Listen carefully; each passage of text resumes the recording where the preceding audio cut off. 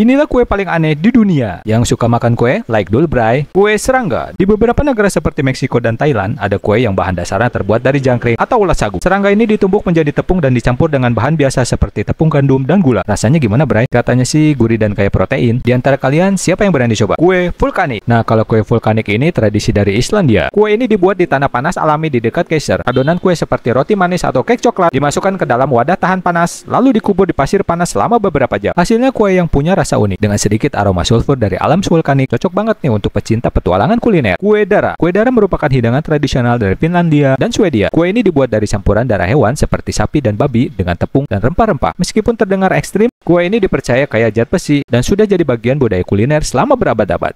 Gimana? Kira-kira kalian mau coba yang mana, bray? Inilah jajanan zaman dulu yang paling tren. Sebelum lanjut, tekan tombol like ya. Ciki hadiah tajos. Ciki nggak cuma terkenal dengan rasanya yang gurih, tapi juga hadiah di dalamnya. Yang paling hits adalah tajos, potongan bundar dengan gambar kartun favorit seperti Looney Tunes. Kita bisa mengoleksi atau main lempar-lemparan bareng temen. Permen jagoan neon. Permen ini terkenal karena warnanya yang cerah dan bikin lidah kita jadi merah, biru, atau hijau. Permen ini harganya cuma sekitar 100 atau 200 perak doang. Anak-anak suka banget tunjukin lidah berwarna mereka sambil ketawa bareng teman-teman. Seru banget kan? Permen telur cicak. Permen ini berbentuk bulat kecil dengan lapisan gula yang keras di luar dan tekstur lembut di dalam. Karena bentuknya yang kecil, anak-anak sering menyebutnya telur cicak. Nah, kira-kira jajanan jadul apa lagi ya? Tulis di kolom komentar, bray. Inilah 3 perintis kartu seluler Indonesia. Komselindo. Komselindo yang berdiri tahun 86 adalah operator seluler pertama yang menggunakan teknologi NMT. Pada masa itu, ponsel masih berukuran segede gaban dan hanya dimiliki kalangan tertentu karena biaya layanan yang sangat mahal. Nggak pernah dengar kan? Oke, lanjut bray. Satelindo berdiri tahun 93 sebagai pelopor kartu GSM dengan teknologi 2G. Menghadirkan layanan panggilan dan SMS, Satelindo mengeluarkan kartu prabayar pertamanya yang bernama Mentari. Dilanjutkan Telkomsel yang memulai layanan GSM tahun 95 dengan meluncurkan kartu Halo dan Simpati. Oke, yang dulu sampai sekarang pakai Telkomsel, tekan tombol like-nya dong. Lanjut ya, tahun 96 muncullah Excelindo yang terkenal sebagai operator yang inovatif dengan tarif yang lebih kompetitif. Mereka mengeluarkan kartu Pro XL yang dikenal dengan tarif hematnya, bray. Selanjutnya, siapa yang muncul? Tulis di kolom komentar ya. Inilah permainan anak-anak zaman dulu yang paling digemari. Petak umpet. Dimainkan dengan satu orang sebagai penjaga yang harus menghitung, sementara yang lainnya bersembunyi.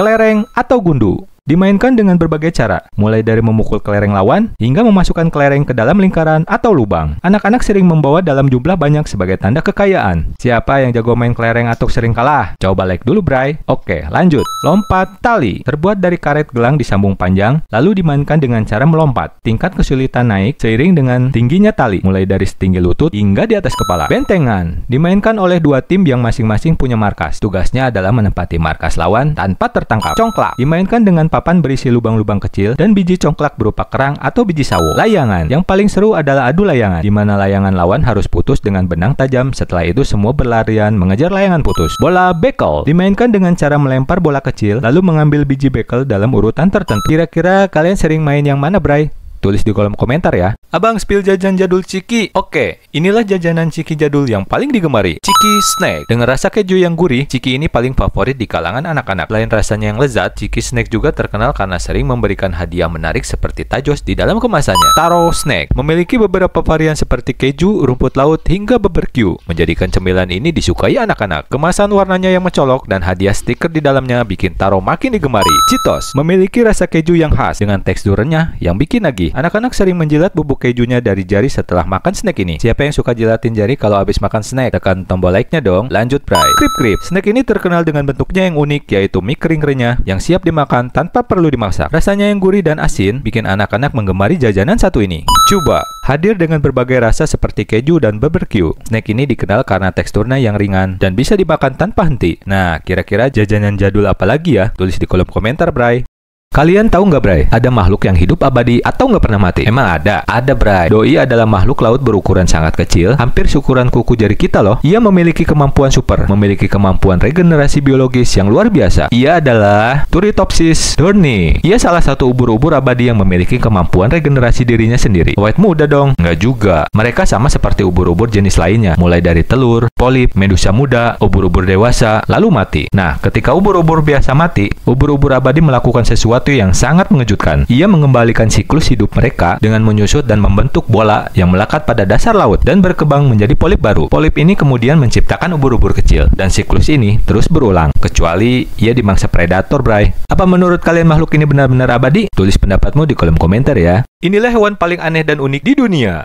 Ikan kelelawar bibir merah. Hewan ini memiliki bibir merah menyala yang membuatnya terlihat seperti memakai lipstik. Ikan yang hidup di dasar laut sekitar Kepulauan Galapagos ini tidak pandai berenang, sehingga lebih sering berjalan di dasar laut menggunakan siripnya. Katak berbulu. Katak ini sebenarnya tidak memiliki bulu sungguhan. Selama musim kawin, katak jantan mengembangkan struktur menyerupai rambut di sisi tubuh dan pahanya. Bulu ini membantu mereka menyerap oksigen tambahan, karena mereka bertanggung jawab menjaga telur setelah betina bertelur. Yang sudah berbulu, tekan tombol like-nya ya. Oke, lanjut. Tikus mondok hidung bintang. Hewan ini memiliki hidung unik dengan sekitar 25.000 reseptor sensorik, membuatnya sangat sensitif terhadap lingkungan sekitar. Kayak tokoh fiksi, tapi kira-kira siapa ya? Platypus. Mamalia bertelur ini menggabungkan ciri-ciri unik dari berbagai hewan lain. Paruh seperti bebek, ekor seperti berang-berang, dan duri beracun di kaki belakangnya. Selain itu, tubuhnya dapat bersinar di bawah sinar ultraviolet. Menurut kalian, mana yang paling unik, bray? Tulis di kolom komentar ya. Namanya Gunung Winnicunca, atau yang dikenal sebagai Gunung Pelangi di Peru. Gunung ini terletak di pegunungan Andes, pada ketinggian lebih dari 5.000 meter di atas permukaan laut. Kombinasi warna merah, kuning, hijau, dan ungu menciptakan panorama luar biasa yang memikat hati setiap pengunjung. Warna-warna ini berasal dari lapisan mineral yang terendap jutaan tahun lalu. Lapisan merah mengandung oksida besi, hijau berasal dari klorid, kuning dari belerang, dan ungu dari senyawa magnesium. Proses geologi yang kompleks memahat keindahan ini selama ribuan tahun. Gunung Pelangi bukan hanya keajaiban visual, tetapi juga pengingat betapa luar biasanya kekuatan alam. Yang suka video ini, jangan lupa tekan tombol like-nya ya.